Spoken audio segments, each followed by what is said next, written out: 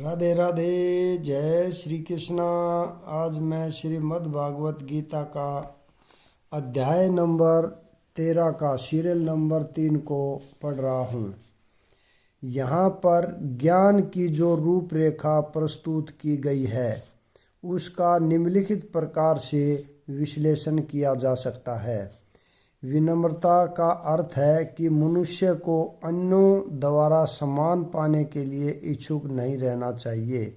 हम ध्यात्म बुद्धि के कारण अन्यों से सम्मान पाने के भूखे रहते हैं, लेकिन पूर्ण ज्ञान से युक्त व्यक्ति की दृष्टि में जो यह जानता है कि वह शरीर नहीं है, इस शरीर से संबंध कोई भी वस्तु, सम्मान या अपमान व्यर्थ होता है।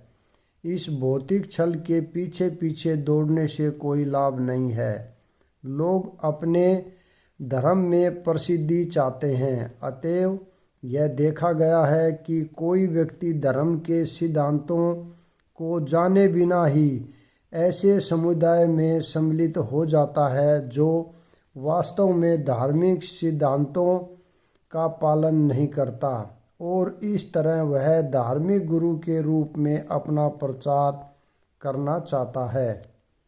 जहाँ तक आध्यात्मिक ज्ञान में वास्तविक प्रगति की बात है, मनुष्य को चाहिए कि वह अपनी परीक्षा करे कि वह कहाँ तक उन्नति कर रहा है। वह इन बातों के द्वारा अपनी परीक्षा कर सकता है।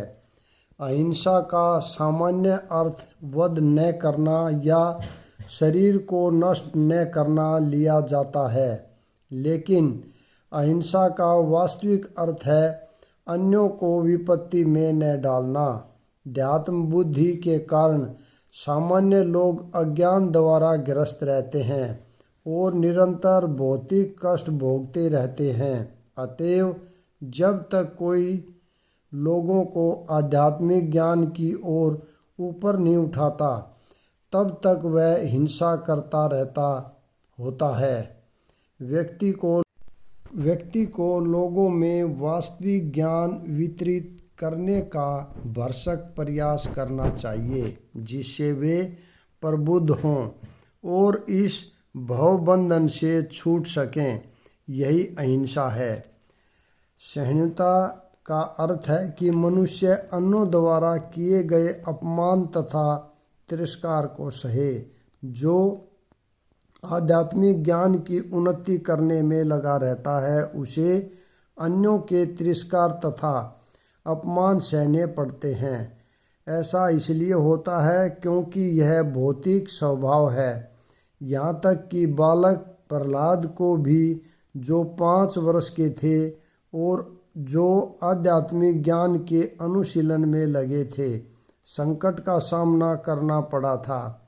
जब उनका पिता उनकी भक्ति का विरोधी बन गया, उनके पिता ने उन्हें मारने के अनेक प्रयत्न किए, किंतु प्रहलाद ने सहन कर लिया। अतएव आध्यात्मिक ज्ञान की उन्नति करते हुए अनेक अवरोध आ सकते हैं, लेकिन हमें सहिष्णु बनकर संकल्प पूर्वक प्रगति करते रहना चाहिए।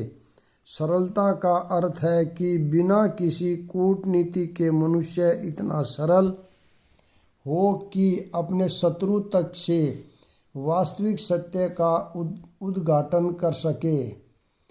जहाँ तक गुरु बनाने का प्रश्न है, आध्यात्मिक ज्ञान में प्रगति करने के लिए यह अत्यावश्यक है, क्योंकि बिना प्रामाणिक गुरु के यह संभव नहीं है। मनुष्य को चाहिए कि विनम्रतापूर्वक गुरु के पास जाए और उसे अपनी समस्त सेवाएं अर्पित करें, जिससे वह शिष्य को अपना आशीर्वाद दे सके। चूँकि प्रामाणिक गुरु कृष्ण का प्रतिनिधि होता है, अतएव यदि वह शिष्य को आशीर्वाद देता है तो शिष्य तुरंत ही प्रगति करने लगता है, भले ही वह विधि विधानों का पालन न करता रहा हो, अथवा जो बिना किसी स्वार्थ के अपने गुरु की सेवा करता है, उसके लिए सारे यम नियम सरल बन जाते हैं। आध्यात्मिक जीवन में प्रगति करने के लिए पवित्रता अनिवार्य है। पवित्रता दो प्रकार की होती है, आंतरिक तथा बाह्य। बाह्य पवित्रता का अर्थ है स्नान करना, लेकिन आंतरिक पवित्रता के लिए निरंतर कृष्ण का चिंतन तथा हरे कृष्ण मंत्र का कीर्तन करना होता है। इस विधि से मन में से पूर्व कर्म की संचित धूलि हट जाती है। दृढ़ता का अर्थ है आध्यात्मिक जीवन में उन्नति करने के लिए मनुष्य दृढ़ संकल्प हो। ऐसे संकल्प के बिना मनुष्य ठोस प्रगति नहीं कर सकता।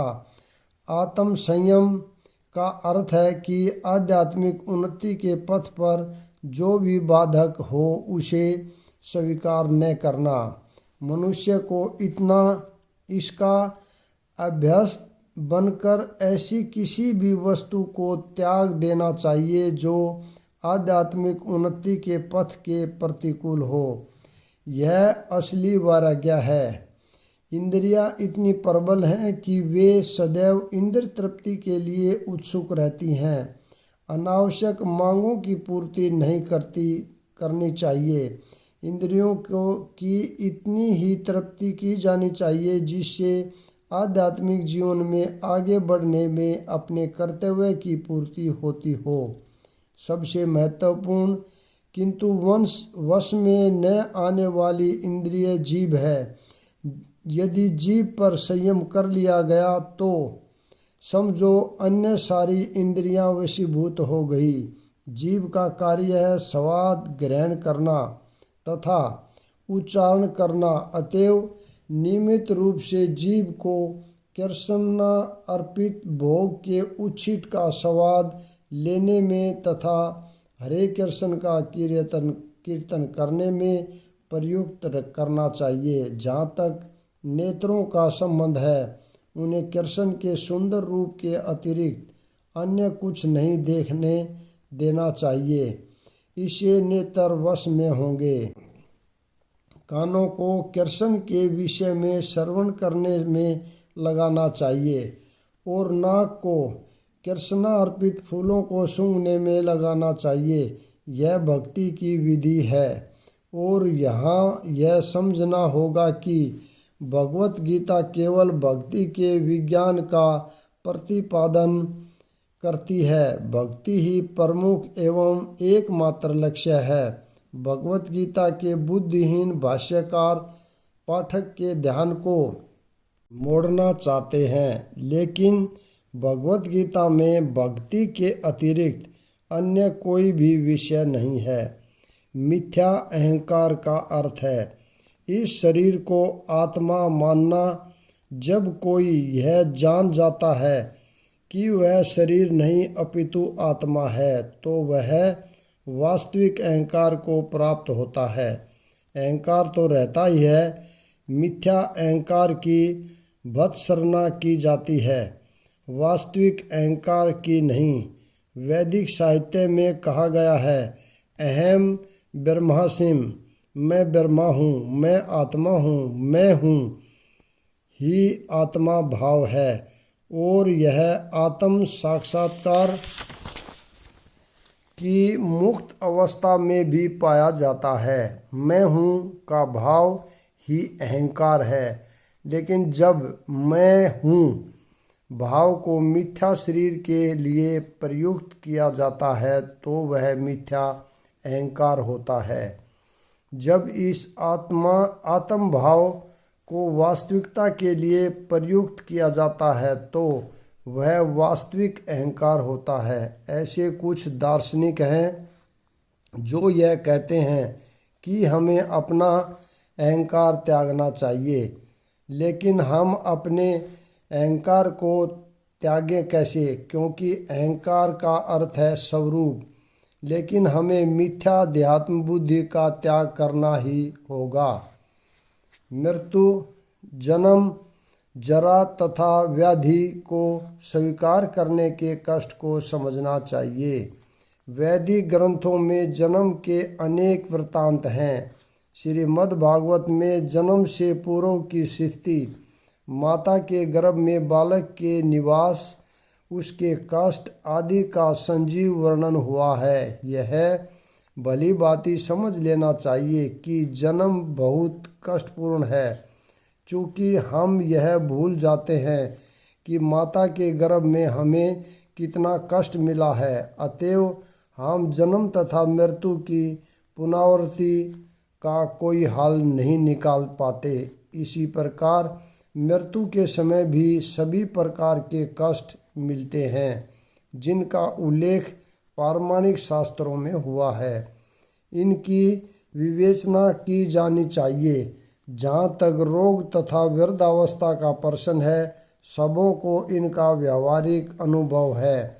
कोई भी रोगग्रस्त नहीं होना चाहता, कोई भी बूढ़ा नहीं होना चाहता, लेकिन इनसे बचा नहीं जा सकता। जब तक हम जन्म, मृत्यु, जरा तथा व्याधि के दुखों को देखते हुए इस भौतिक जीवन के प्रति निराशवादी दृष्टिकोण नहीं बन पाते, तब तक आध्यात्मिक जीवन में प्रगति करने के लिए कोई प्रोत्साहन नहीं रह जाता। जहाँ तक संतान, पत्नी तथा घर से विरक्ति की बात है, इसका अर्थ है यह नहीं कि इनके लिए कोई भावना ही न हो। ये सब शनि की प्राकृतिक वस्तुएं हैं, लेकिन जब ये आध्यात्मिक उन्नति में अनुकूल न हो तो इनके प्रति आसक्त नहीं होना चाहिए। घर को सुखमय बनाने की सर्वोत्तम विधि कृष्ण भावनामृत है। यदि कोई कृष्ण भावनामृत से पूर्ण रहे तो वह अपने घर को अत्यंत सुखमय बना सकता है, क्योंकि कृष्ण भावनामृत की विधि अत्यंत सरल है। इसमें केवल हरे कृष्ण कृष्ण कृष्ण हरे हरे, हरे राम राम राम हरे हरे का कीर्तन करना होता है। कृष्ण अर्पित भोग का उच्छिष्ट ग्रहण करना होता है। भगवत गीता तथा श्रीमद् भागवत जैसे ग्रंथों पर विचार विमर्श करना होता है और अर्चा विग्रह की पूजा करनी होती है। इन चारों बातों से मनुष्य सुखी होगा। मनुष्य को चाहिए कि अपने परिवार के सदस्यों को ऐसी शिक्षा दें। परिवार के सदस्य प्रतिदिन प्रातः तथा सायंकाल बैठकर साथ साथ हरे कृष्ण मंत्र का कीर्तन करें। यदि कोई इन चारों सिद्धांत करते हुए अपने पारिवारिक जीवन को कृष्ण भावनामृत विकसित करने में ढाल सके तो पारिवारिक जीवन को त्याग कर विरक्त जीवन बिताने की आवश्यकता नहीं होगी। लेकिन यदि यह आध्यात्मिक प्रगति के लिए अनुकूल न रहे तो पारिवारिक जीवन का परित्याग कर देना चाहिए। मनुष्य को चाहिए कि कृष्ण के साक्षात्कार करने या उनकी सेवा करने के लिए सर्वस्व न्योछावर कर दे, जिस प्रकार से अर्जुन ने किया था। अर्जुन अपने परिजनों को मारना नहीं चाह रहा था, किंतु जब वह समझ गया कि ये परिजन कृष्ण साक्षात्कार में बाधक हो रहे हैं तो उसने कृष्ण के आदेश को स्वीकार किया। वह उनसे लड़ा और उसने उनको मार डाला। इन सब विषयों में मनुष्य को पारिवारिक जीवन के सुख दुख से विरक्त रहना चाहिए, क्योंकि इस संसार में कोई कभी भी न तो पूर्ण सुखी रह सकता न दुखी। यहाँ पर मैं विराम देता हूँ। अगला भाग कल पढ़ेंगे। राधे राधे। जय श्री कृष्ण।